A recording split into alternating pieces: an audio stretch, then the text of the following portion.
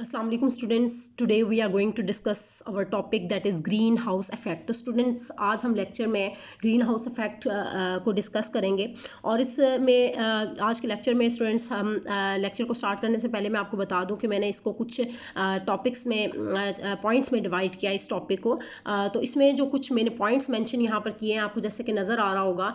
तो इसमें हम जो है पॉइंट्स जो डिस्कस करेंगे आज के लेक्चर में वो है green house. First of all तो आपको पता होना चाहिए कि ग्रीन हाउस क्या है, ठीक है। जब आपको ये सारे पॉइंट्स क्लियर होंगे तो होप्स हो के इंशाल्लाह ये आपको जो लेक्चर है वो कम्प्लीटली अच्छे से समझ आ जाएगा, ठीक है। और इसमें अब हम स्टार्ट करते हैं स्टूडेंट्स लेक्चर। तो जो आपका लेक्चर है इसमें फर्स्ट जो हमारा पॉइंट है वो ग्रीन हाउस। हम इसे क्यों कह रहे हैं ग्रीन हाउस, ठीक है। तो सबसे पहले तो आपको ये पता होना चाहिए कि हम इसे ग्रीन हाउस क्यों कह रहे हैं, ग्रीन हाउस इफेक्ट हमने इसको क्यों कहा। सेकेंड है कि ग्रीन हाउस इफेक्ट को हम डिस्कस करेंगे, ठीक है। थर्ड पे ग्रीन हाउस गैसेज जो है, ठीक है, जो कि रिस्पॉन्सिबल हैं ग्रीन हाउस इफेक्ट के लिए, वो उसको हम डिस्कस करेंगे। फोर्थ में हम major sources of green house gases, जो मेजर सोर्सेज हैं इसके, उनको डिस्कस करेंगे। नेक्स्ट में हम how the green house effect is produced, किस तरह से ये प्रोड्यूस हो रहा है उसको डिस्कस करेंगे। Next sources of carbon dioxide को डिस्कस करेंगे। नेक्स्ट जो है वो rise in temperature with increasing atmospheric carbon dioxide concentration, इसको डिस्कस करेंगे। और नेक्स्ट जो है consequences of green house effect and control of green house effect, इसको डिस्कस करेंगे। लेकिन स्टूडेंट्स ये इस तरह से ये जो पॉइंट्स हैं ये इस तरह से लेक्चर जो है वो काफ़ी लेंथी हो जाएगा। तो इसीलिए मैंने इस लेक्चर को भी जो है 2 पार्ट्स में डिवाइड किया है।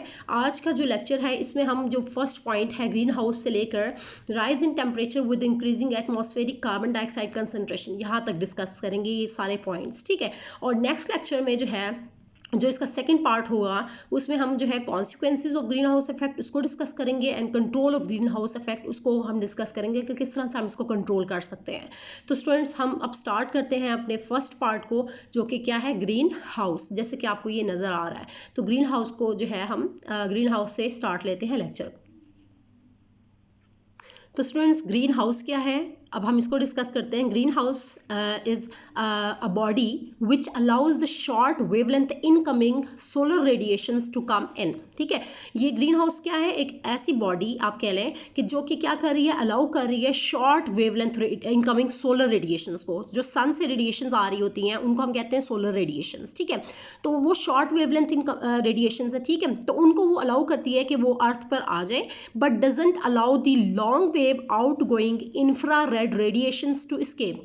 लेकिन जो इंफ्रारेड रेडिएशंस हैं, ठीक है, ये लॉन्ग वेवलेंथ की रेडिएशंस हैं, तो ये एस्केप होने से इसको क्या करती है, रोकती है, ठीक है, अलाउ नहीं करती कि वो एस्केप हो जाएं, ठीक है। तो ये दो इंपॉर्टेंट बातें हैं कि जो सन से रेडिएशंस आ रही होती हैं, सोलर रेडिएशंस आ रही होती हैं, जो शॉर्ट वेवलेंथ रेडिएशंस हैं वो अंदर आ जाती हैं, ठीक है, उनको अलाउ कर देते हैं ये ग्रीन हाउस कि वो अंदर आ जाएं, ठीक है। लेकिन जो लॉन्ग वेवलेंथ रेडिएशंस होती हैं जिनको हम कहते हैं इंफ्रारेड रेडिएशंस, ठीक है, उनको एस्केप नहीं होने देता अर्थ सरफेस से। तो इसके रिजल्ट में क्या होता है, it causes progressive warming up. तो क्या होगा कि जब बाहर सन से रेडिएशंस आ रही हैं वो जो है इसके अंदर सेव होती जाए और साथ में जो इसके अंदर ऑलरेडी इंफ्रारेड रेडिएशंस हैं उनको एस्केप भी नहीं होने दे रहा, तो ऑटोमेटिकली क्या होगा कि टेम्परेचर जो है अर्थ सरफेस का वो बढ़ जाएगा, वार्मिंग अप हो जाएगी, बहुत ज़्यादा वार्म अप हो जाएगा, जिसकी वजह से क्या होगी, ग्लोबल वार्मिंग हो जाएगी। इसी वजह से हम इस इफेक्ट को साथ में ग्रीन हाउस इफेक्ट के साथ जो है ग्लोबल वार्मिंग को भी डिस्कस करते हैं कि अर्थ का टेम्परेचर जो है वो आहिस्ता आहिस्ता प्रोग्रेसिवली क्या होता जा रहा है, डे बाय डे इंक्रीज हो रहा है, ठीक है। तो हम ये आगे रीजंस भी पढ़ेंगे कि क्यों इंक्रीज हो रहा है, ठीक है। लेकिन अभी सिर्फ ये मैं आपको बता रही हूँ कि इनकमिंग रेडिएशंस जो है वो आ रही हैं और जो ऑलरेडी प्रेजेंट रेडिएशंस हैं, इंफ्रारेड रेडिएशंस जैसे हैं, वो एस्केप नहीं हो पा रही हैं। तो उससे क्या होगा कि वार्मिंग अप हो जाएगी और जो है इसी को हम क्या कह रहे हैं, ग्रीन हाउस कह रहे हैं। ग्रीन हाउस क्या है, मैंने अभी आपको बताया कि ऐसी बॉडी जो कि अलाउ कर रही है शॉर्ट वेवलेंथ रेडिएशंस को कि वो अंदर आ जाए, ठीक है, इनकमिंग सोलर रेडिएशंस को कि टू कम इन, अंदर आए। लेकिन जो लॉन्ग वेवलेंथ रेडिएशंस हैं जैसे कि IR रेडिएशन मैंने आपको बताया वो एस्केप नहीं हो पा रही, ठीक है। So it results in progressive increase in temperature, ठीक है। टेम्परेचर इससे क्या हो जाएगा, ऑटोमेटिकली इंक्रीज हो जाएगा। so warming up of the earth's surface, and this happens due to blanketing effect of man-made carbon dioxide in the atmosphere.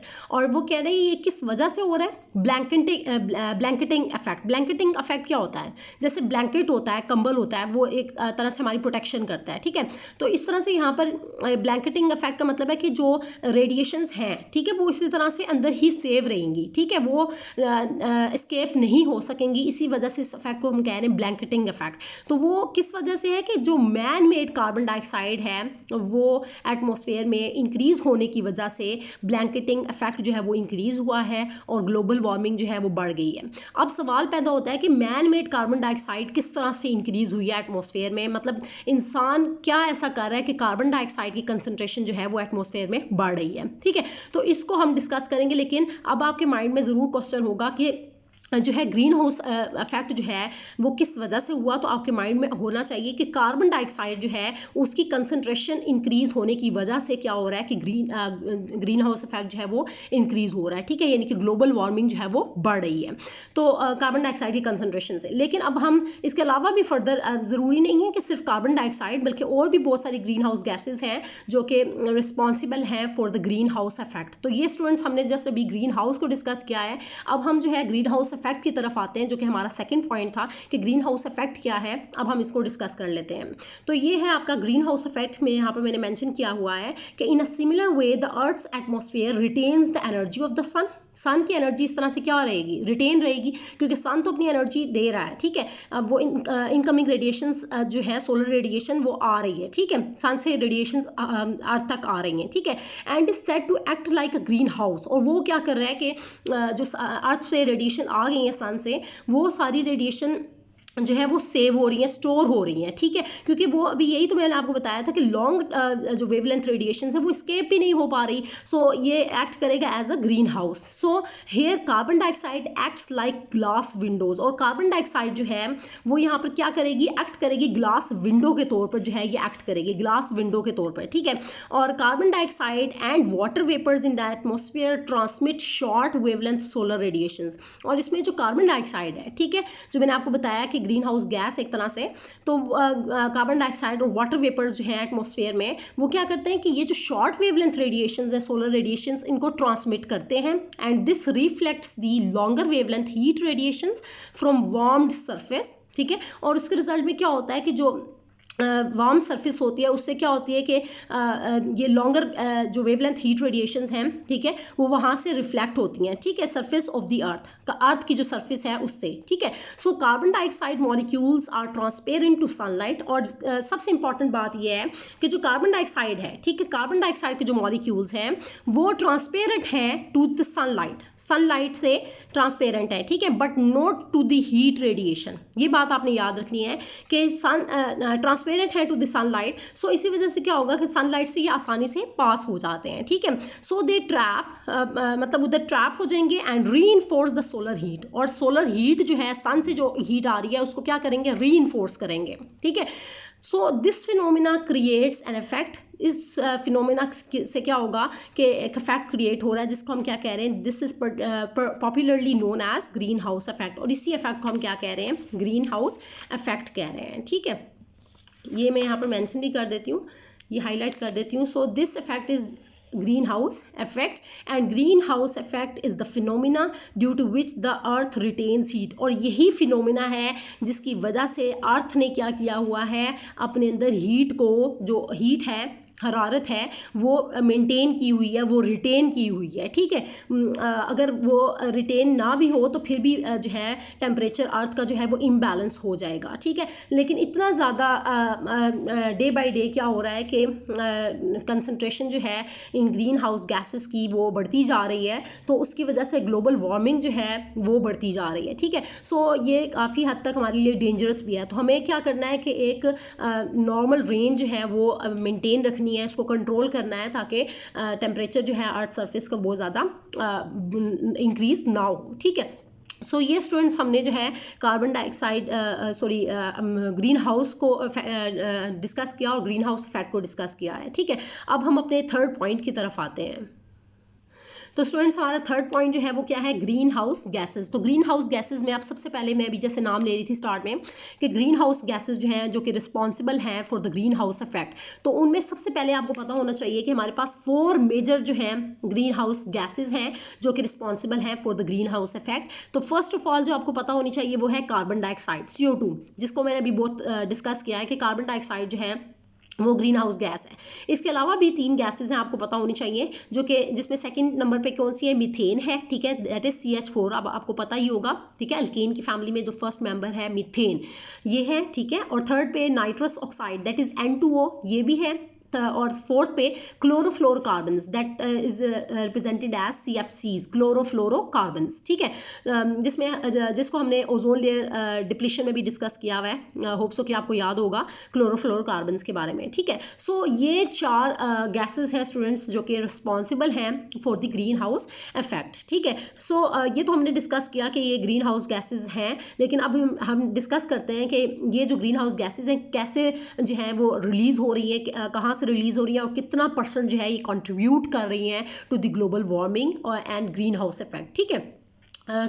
हम start ले रहे हैं कि जैसे कि यहाँ पे मेंशन मैंने किया है कि among these carbon dioxide is the most important and common green house gas. इसमें सबसे ज़्यादा जो इंपॉर्टेंट है हमारे पास जो ग्रीन हाउस गैस इंपॉर्टेंट है वो कार्बन डाइऑक्साइड है, ठीक है। कार्बन डाइऑक्साइड जो है मोस्ट कॉमन भी है, ठीक है, और मोस्ट इंपॉर्टेंट भी है ग्रीन हाउस गैस, ठीक है। So keep it in mind that ozone and sulphur dioxide, ठीक है। अब इसमें आपने एक बात याद रखनी है वो ये कि जो ओजोन है, ठीक है, ओजोन और सल्फर डाइऑक्साइड ये क्या करें, ये एक्ट करें as a serious pollutants in causing global warming, ठीक है। ये ग्रीन हाउस गैसेस तो नहीं है लेकिन ये ग्लोबल वार्मिंग जो है वो इंक्रीज कर रही हैं, ठीक है, ओजोन भी और सल्फर डाइऑक्साइड दोनों, ठीक है। So the other green house gases such as methane, अभी मैंने आपसे कहा कार्बन डाइऑक्साइड फर्स्ट नंबर पे, सेकंड नंबर पे मैंने कहा था कि methane and chlorofluorocarbons contribute about 18%, ठीक है। अब आपको पता होना चाहिए कि ये कितना % कंट्रीब्यूट करें, यानी कि जो मीथेन है वो 18% कंट्रीब्यूट कर रही है ग्लोबल वार्मिंग में, ठीक है, और जो क्लोरोफ्लोरोकार्बन्स हैं दे कंट्रीब्यूट 14% रिस्पेक्टिवली, ठीक है, respectively to the global warming, यानी कि मीथेन कितने %, 18%, एंड क्लोरोफ्लोरोकार्बन्स जो है वो 14% जो है वो कंट्रीब्यूट कर रहे हैं टू द ग्लोबल वार्मिंग, ठीक है। सो ये आपको पॉइंट क्लियर हुआ, सही है। नेक्स्ट है all these gases are increasing at a rapid rate. अब ये सारी गैसेज जो है बहुत तेज़ी से जो है वो इंक्रीज हो रही हैं, डे बाय डे इनका कंसनट्रेशन जो है, इनका लेवल जो है वो राइज कर रहा है, सही है। नेक्स्ट देखें, जैसे कि मैंने यहाँ पर मेंशन किया है कि for example methane that is CH4 has approached a level of 1.65 ppm from industrial value of 0.7 ppm, ठीक है। देख लें कहाँ तक मतलब इसका लेवल पहुंच गया है, 0.7 ppm से राइज करके ये 1.6 ppm जो है इसका लेवल हो गया पार्ट्स पर मिलियन, ppm क्या है, पार्ट्स पर मिलियन, ठीक है। And the growth rate is now 1%, और इसका ग्रोथ रेट कितना है अब 1% है। नेक्स्ट हमारे पास जो है फोर्थ जो है that is nitrous oxide that is N2O is increasing at the rate of 0.25%। अब इसका रेट कितना इंक्रीज हुआ, 0.25% है, जबकि क्लोरोफ्लोरोकार्बन जो है they are increasing at the rate of 5%, यानी कि इनकी जो कंसंट्रेशन है वो सबसे ज़्यादा मतलब ये इंक्रीज हो रही है 5% के लिहाज से, and it results in the atmosphere and climatic changes. और इसके रिजल्ट में क्या हो रहा है कि जो हमारा एटमॉस्फेयर है, ठीक है, हमारा जो एटमॉस्फेयर है, जो हमारा क्लाइमेट है, हमारी जो आबो हवा है, वो सारा उसमें आ रहा है सडन चेंज आ रहा है। और वो चेंज किस वजह से आ रहा है, मैंने आपको बताया कि इनकी कंसंट्रेशन, ये जो ग्रीन हाउस गैसेज हैं इनकी कंसंट्रेशन जो है वो डे बाय डे इंक्रीज हो रही है, और इंक्रीज होने की वजह से हमारा जो एटमॉस्फेयर है और जो हमारा क्लाइमेट है उसमें चेंजेस आ रही हैं, ठीक है। तो हम चाहते हैं कि उसमें अगर इस तरह से बहुत ज़्यादा ग्लोबल वार्मिंग ना हो, बहुत ज़्यादा हीटिंग ना हो, बहुत ज़्यादा इस तरह से अफेक्ट ना अपीयर हो, तो हमें क्या करना है कि इनको कंट्रोल करना है, ठीक है। सो ये तो स्टूडेंट्स हमने जो है ग्रीन हाउस गैसेस को भी डिस्कस किया है। अब हम आते हैं अपने फोर्थ पॉइंट की तरफ जो कि क्या था, major sources of green house gases. Next students हमारे पास है major sources of green house gases. अब ये कहाँ से आपको जो है ग्रीन हाउस गैसेज कैसे मिल रही हैं, कहाँ से, कौन कौन सा इनका सोर्स है, अब इसके बारे में हम डिस्कस करते हैं। तो जैसे कि यहाँ पर मैंने मेंशन किया है कि there are a number of industrial and agricultural operations which generate and emit waste gases in the atmosphere। ठीक है, अब ये क्या कर रहे हैं, बहुत सारी इंडस्ट्रियल यूनिट्स हैं, एग्रीकल्चरल ऑपरेशंस हैं जो कि क्या कर रहे हैं, एमिट कर रहे हैं ये वेस्ट गैसेस को एटमॉस्फेयर में। ठीक है, अब फॉर एग्जांपल हम लेते हैं कि जो बर्निंग है फॉसिल फ्यूल्स की, ठीक है, फॉसिल फ्यूल्स क्या है, कोल, ऑयल एंड नेचुरल गैस, ये तो आपको पता है। ठीक है, तो ये जो बर्निंग हो रही है कोल, ऑयल एंड नेचुरल गैस की, ठीक है, तो वो क्या कर रही है, एमिट कर रही है कार्बन डाइऑक्साइड। ठीक है, जितनी ज्यादा बर्निंग होगी फॉसिल फ्यूल्स की उतना ज्यादा जो है कार्बन डाइऑक्साइड की कंसंट्रेशन रेज कर जाएगी, बढ़ जाएगी। ठीक है, सो ग्रोइंग पैडी और लाइव स्टॉक रिलीजेस मीथेन। अब ये तो आपने बात की कि कार्बन डाइऑक्साइड कैसे इमिट हुई, कि बर्निंग ऑफ फॉसिल फ्यूल्स की वजह से। ठीक है, फॉसिल फ्यूल्स को बढ़ाएंगे कि बर्निंग करेंगे ज़्यादा से ज़्यादा तो कार्बन डाइऑक्साइड रिलीज हो रही है। सेकंड नंबर पे आपने देखा कि मीथेन जो है वो कहाँ से इमिट हो रही है, कि ग्रोइंग पैडी, ये जो चावल है, ठीक है, उसको आप जो है उसकी पैदावार जो है वो जितनी बढ़ेगी तो उससे क्या हो रही है कि मीथेन जो है वो जो है रिलीज होगी। इसके अलावा जो लाइव स्टॉक है, ठीक है, मतलब जो जिंदा जानवर हैं उससे भी क्या हो रही है, रिलीज हो रही है मीथेन। ठीक, उसके बाद थर्ड नंबर पे आप देख रहे हैं कि क्लोरोफ्लोरोकार्बन अगर देखें तो वो कैसे रिलीज हो रहे हैं, तो हम कहते हैं कि यूज ऑफ एरोसोल्स और एज कूलेंट्स इन रेफ्रिजरेटर्स, जो रेफ्रिजरेटर्स हम यूज कर रहे हैं, ठीक है, एयर कंडीशनिंग डिवाइसेस हम यूज कर रहे हैं, ठीक है, एरोसोल स्प्रेज जो हैं, ठीक है, और sprays releases CFCs into the atmosphere. तो CFCs कहाँ से रिलीज हुए, ये आपको एयर कंडीशनिंग से, रेफ्रिजरेटर्स वगैरह से। ठीक है, तो ये क्लोरोफ्लोरोकार्बन्स को की कंसंट्रेशन को बढ़ा रहे हैं। ठीक है, एंड फोर्थ नंबर पे जो है बर्निंग ऑफ फॉसिल फ्यूल्स जो है हम बर्न कर रहे हैं and deforestation results in release of N2O।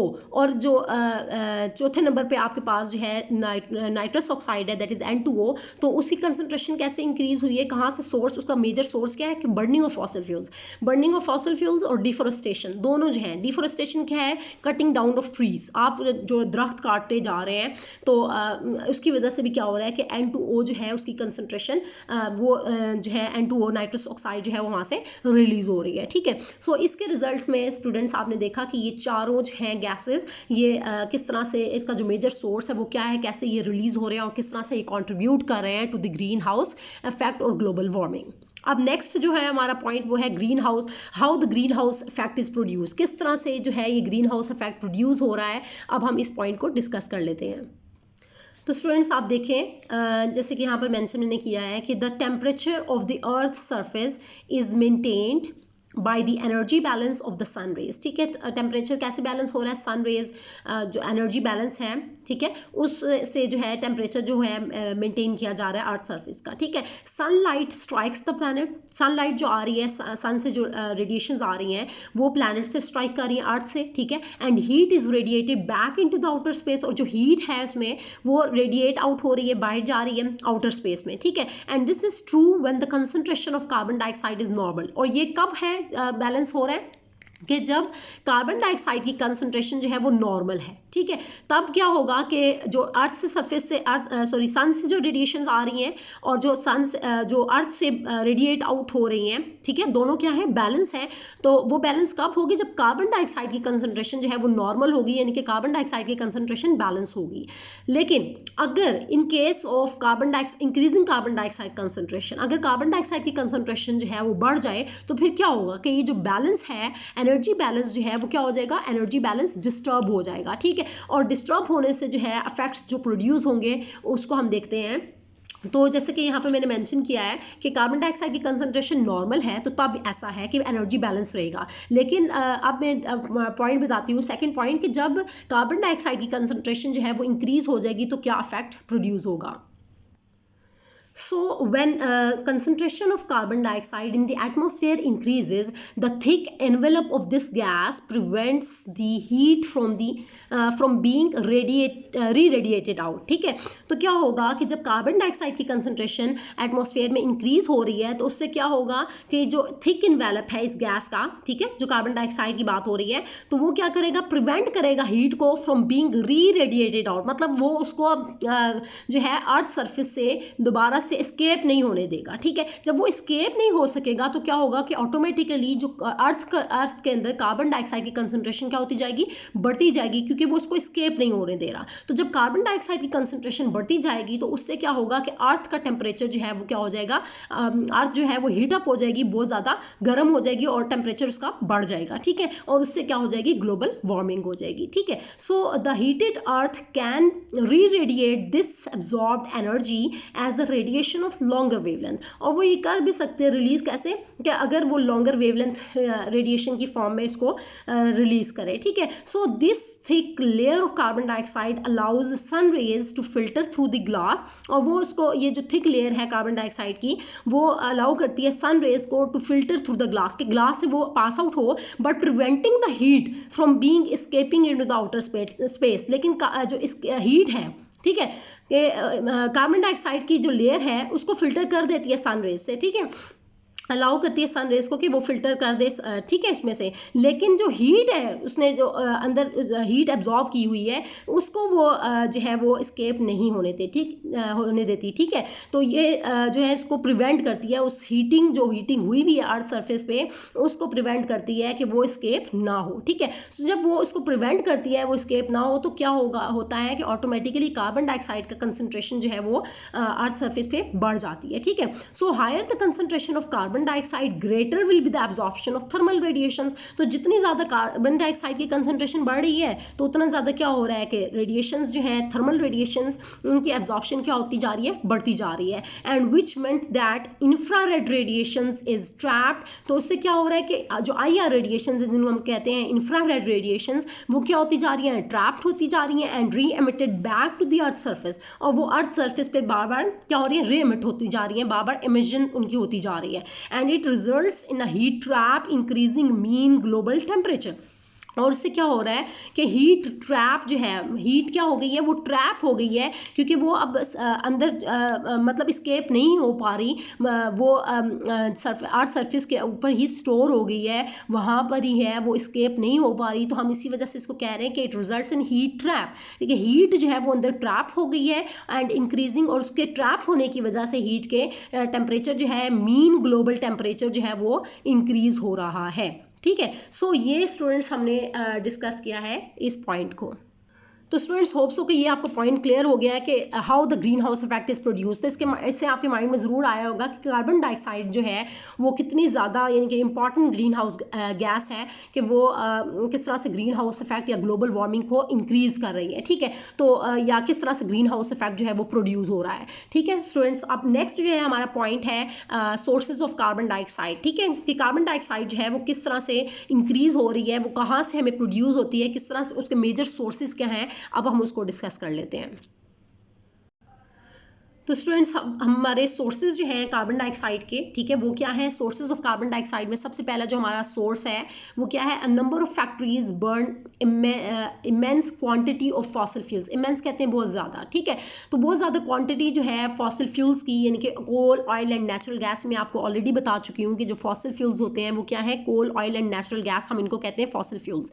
तो इनकी क्वांटिटी जो है वो हम जो हमारी इंडस्ट्रीज़ हैं उनमें या फैक्ट्रीज जो है उसमें बहुत ज़्यादा क्वांटिटी जो है हम इसको बर्न करते हैं, ठीक है। सो जब इनकी बर्निंग होती है तो जो ह्यूज अमाउंट है कार्बन डाइऑक्साइड की वो बहुत ज़्यादा इंक्रीज, मतलब जब बर्न करेंगे तो कार्बन डाइऑक्साइड की कंसंट्रेशन जो है वो बढ़ जाएगी, ठीक है। So they throw huge amount of carbon dioxide and some other undesirable gases. इसके अलावा भी बहुत सारी गैसेज जो कि अनडिजायरेबल हैं, ठीक है, वो जो है वो रिलीज होंगी through their chimneys into the atmosphere. Chimneys से कहाँ जाएंगी, एटमॉस्फेयर में चली जाएंगी। जब वो एटमॉस्फेयर में जाएंगी तो ऑटोमेटिकली क्या है कि कार्बन डाइऑक्साइड है ना, तो जो कि क्या कर रहा था, ग्लोबल वार्मिंग क्रिएट कर रहा था, ठीक है, या रिस्पॉन्सिबल था for the green house effect. So इस तरह से कार्बन डाइऑक्साइड जो है वो एटमॉस्फेयर में जा रही है। अब आप देख रहे हैं कि फॉसिल फ्यूल्स की बर्निंग की वजह से। अब इसी तरह सेकंड अगर हम इसका सोर्स देखें तो वो क्या है कि power stations based on fossil fuels. जो आपके पावर स्टेशंस हैं जो कि किस बेस कर रहे हैं, फॉसिल फ्यूल्स पे, they are widespread major sources of man made carbon dioxide. तो ये भी इस तरह से क्या होगा कि फॉसिल फ्यूल्स की बर्निंग वहाँ पर भी है और कार्बन डाइऑक्साइड जो है वो वहाँ पर जो है वो रिलीज़ होगी, और इस तरह से ये सेकंड सोर्स है।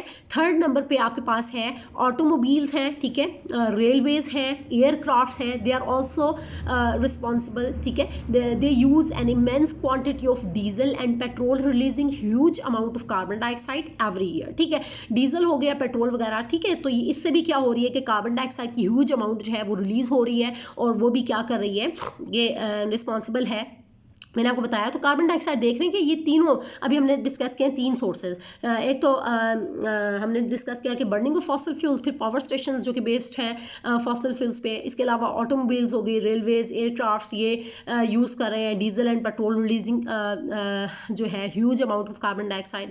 इसके अलावा फोर्थ नंबर पे है आपके पास बर्निंग ऑफ फायरवुड्स, ठीक है, फायरवुड्स जो है उनकी बर्निंग जो है वो भी मेजर सोर्स जो है वो आपको प्रोवाइड कर रही है, ठीक है, सोर्स ऑफ कार्बन डाइऑक्साइड। इसके अलावा जो है डिफॉरेस्टेशन, डी कहते हैं रिमूवल को, फॉरेस्टेशन मतलब forest, cutting down of trees, ठीक है, यानी कि जो आप जंगलात जो है वो आप खत्म कर रहे हैं, ठीक है। So they has added 90 to 180 billion tons of carbon dioxide जो है ये एटमॉस्फेयर में, बिलियन टन्स, कितने, 90 to 180 billion tons of carbon dioxide atmosphere में किस वजह से ऐड हो रही है, जस्ट बिकॉज ऑफ डिफॉरेस्टेशन, यानी कि कटिंग डाउन ऑफ ट्रीज की वजह से। उसके बाद जो है लास्ट सोर्स आपका जो कार्बन डाइऑक्साइड का वो क्या है, फॉरेस्ट फायर, ठीक है, जो आग लग जाती है जंगलों में, ठीक है, जंगलात में, ठीक है, वो फॉरेस्ट फायर्स जो है contribute much to the release of carbon dioxide. तो उससे भी क्या हो रही है कि कार्बन डाइऑक्साइड जो है वो बहुत ज़्यादा रिलीज हो रही है, और ये सारे जो है वो कंट्रीब्यूट कर रहे हैं as a source of carbon dioxide, increase of carbon dioxide, ठीक है। तो ये स्टूडेंट्स हमने जो है सोर्स ऑफ कार्बन डाइऑक्साइड को भी डिस्कस कर दिया है, और आज जो है हम इसका लास्ट जो टॉपिक है आज के लेक्चर का, अब हम उसको डिस्कस करने लगे हैं, जो कि क्या है, that is rise in temperature with the increasing atmospheric carbon dioxide concentration, कि आप किस तरह से कार्बन डाइऑक्साइड की atmospheric carbon dioxide concentration increase हो रही है, ठीक है, वो टेम्परेचर उसके साथ जो है टेम्परेचर किस तरह से राइज हो रहा है वो हम उसको डिस्कस करेंगे, ठीक है। तो इसमें क्या है कि it is estimated that the rise in temperature with increasing concentration of carbon dioxide lie in the range from 0.1 to 4.9 degree Celsius, ठीक है। कितना टेम्परेचर राइज कर रहा है, राइज इन टेम्परेचर कितना है आपको पता होना चाहिए कि इंक्रीजिंग कार्बन डाइऑक्साइड कंसंट्रेशन, जब कार्बन डाइऑक्साइड की कंसंट्रेशन को आप इंक्रीज कर रहे हैं तो उससे टेम्परेचर जो चेंज आ रहा है वो 0.1 से लेकर 4.9 डिग्री सेल्सियस टेम्परेचर चेंज जो है वो आ रहा है, ठीक है, and with mean of about 2 to 3 degree Celsius. और कितना डिग्री मीन, अगर हम इनका मीन लें तो वो कितना है, 2 से लेकर 3 डिग्री सेल्सियस जो है वो एवरी ईयर राइज कर रहा है टेम्परेचर, ठीक है, and this is by doubling the carbon dioxide concentration to 600 ppm। और कार्बन डाइऑक्साइड की कंसंट्रेशन मतलब उसकी डबलिंग करें तो वो कितने 600 पार्ट्स पर मिलियन जो है वो राइज कर रहा है, ठीक है, राइज करेगा। This increasing carbon dioxide levels tend to warm the atmosphere on the global scale. So इसके रिजल्ट में हमें पता चला कि हम कार्बन डाइऑक्साइड की जितनी ज़्यादा कंसंट्रेशन बढ़ाएंगे उतना ज़्यादा एटमॉस्फेयर को वो क्या करेगा, ग्लोबल स्केल पे उसको वार्म अप करेगा, जिसको हम क्या कह रहे हैं, ग्लोबल वार्मिंग कह रहे हैं। तो ग्लोबल वार्मिंग इस तरह से बढ़ती जाएगी, ठीक है। So it is believed that a rise of 2 degree celsius temperature, 2 degree celsius temperature जो है वो राइज कर रहा है, may disrupt the earth's heat budget. और वो अर्थ के जो हीट बजट है, मतलब जो एक बैलेंस है, उसको क्या कर रहा है, डिसरप्ट कर रहा है, उसको डिस्ट्रॉय कर रहा है, उसको डैमेज कर रहा है, उसको अफेक्ट कर रहा है, ठीक है, and it will cause the catastrophic consequences, और इससे बहुत ज़्यादा डिस्ट्रक्शन जो है वो हो सकती है, ठीक है। सो ये हमारे लिए बहुत ज़्यादा फिर डिजास्ट्रस है, हमारे लिए बहुत ज़्यादा नुकसानदेह है, ठीक है। सो ये स्टूडेंट्स हमारा जो है टॉपिक आज का वो कंप्लीट हुआ, और आपको पता है कि हमने आज के टॉपिक में जो मेन पॉइंट्स डिस्कस करने थे तो वो यहाँ पर कंप्लीट हुए। तो होप सो कि स्टूडेंट्स आज का जो लेक्चर है वो आपको सही तरीके से समझ आ गया होगा, और इसमें स्टिल अगर आपको कोई भी कन्फ्यूजन है, किसी भी पॉइंट में कोई भी मसला है, तो वो आप मुझसे कमेंट्स में पूछ सकते हैं। Thank you so much students.